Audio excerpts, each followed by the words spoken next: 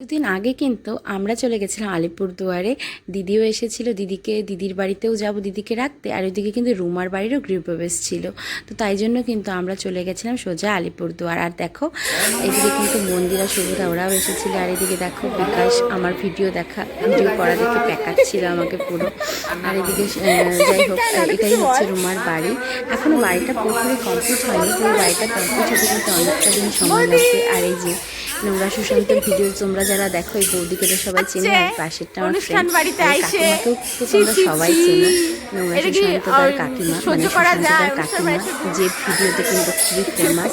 আর এত দিন পর আমরা 3 বান্ধবী একসঙ্গে, যদিও আরও অনেকেই মিসিং ছিল, কিন্তু যাই হোক খুব খুব মজায় আর আনন্দ কেটেছিল। আর দেখো কাদের সাথে দেখা হলো।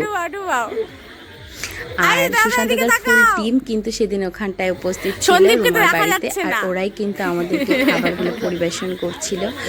আর এদিকে দেখো সুশান্তদা আমাদের খেতে দিচ্ছে। আর মেনুতে কিন্তু ছিল পোলাও, আলুর দম, ছিল ছানা বড়া, ছিল চাটনি, তারপর পায়েস আর মিষ্টি।